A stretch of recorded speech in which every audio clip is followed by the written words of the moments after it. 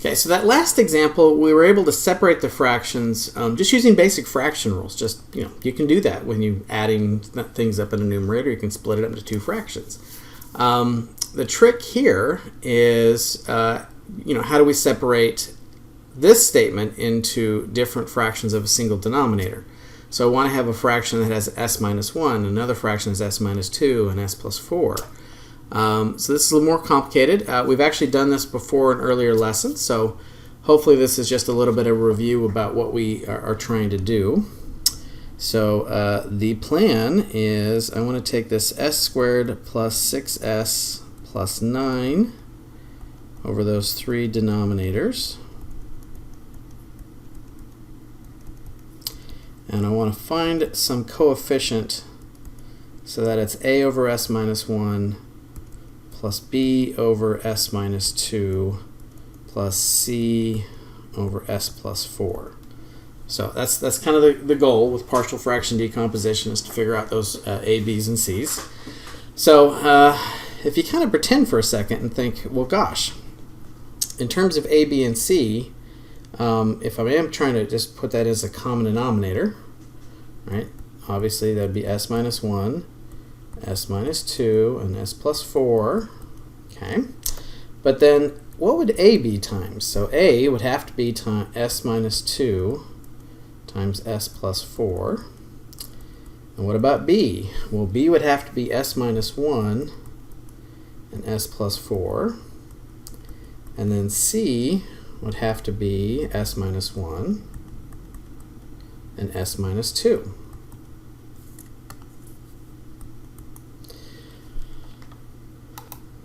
Okay, so this is what I like about partial fraction decomp, is instead of having to expand all of that out and focus on lining up, what creates the s squareds, what creates the s, the different powers. Instead, we're going to evaluate this at certain constants. So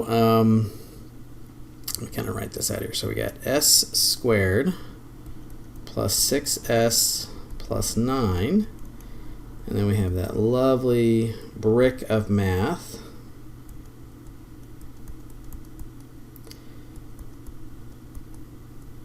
S minus 1, s plus 4, s minus 1, s minus 2.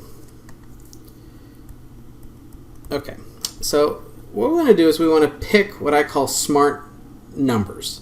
What are some smart numbers that'll make the calculations nice and easy for us?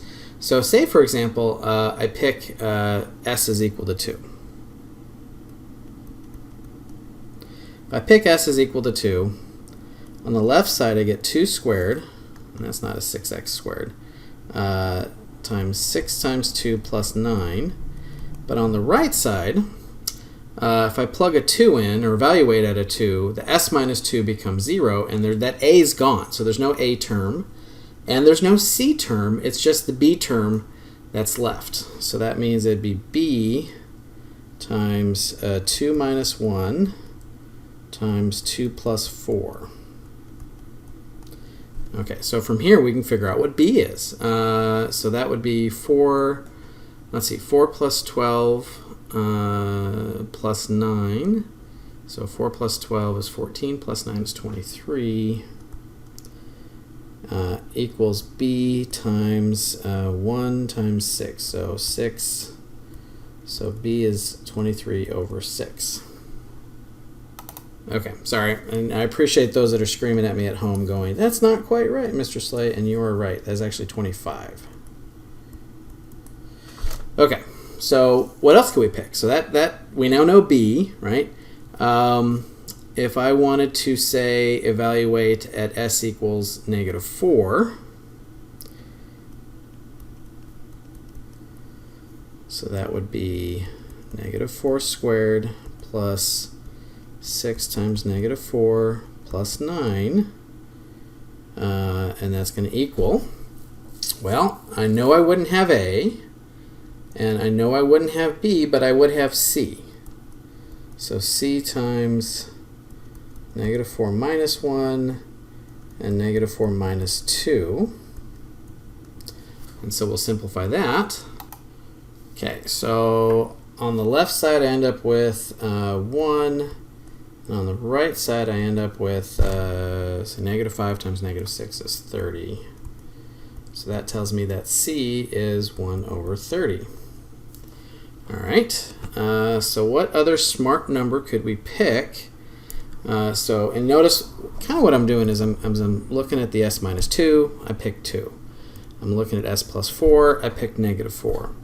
So then I'm going to go to the next factor, which is s minus 1. So that's going to be the number I'm picking, is what'll cancel that out, and that's when s equals 1.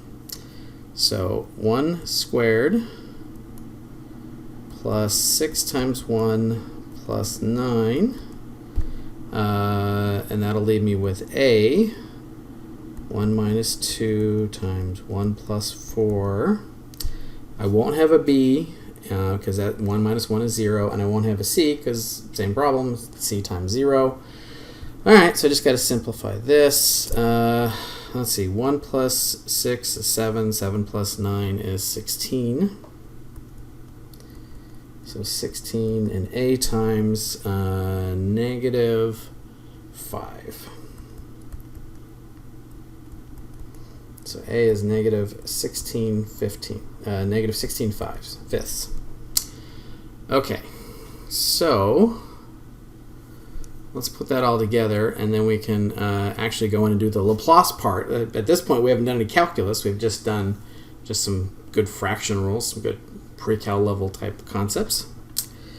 So if I do my Laplace transform, I have -16 fifths over s minus 1 plus 25 sixths over s minus 2 plus 1 over 30 over s plus 4. Now, if I go back to my chart and look for where do I have nothing squared, it's just s minus a constant, and that's that e to the at pattern. So e to the at would be 1 over s minus a.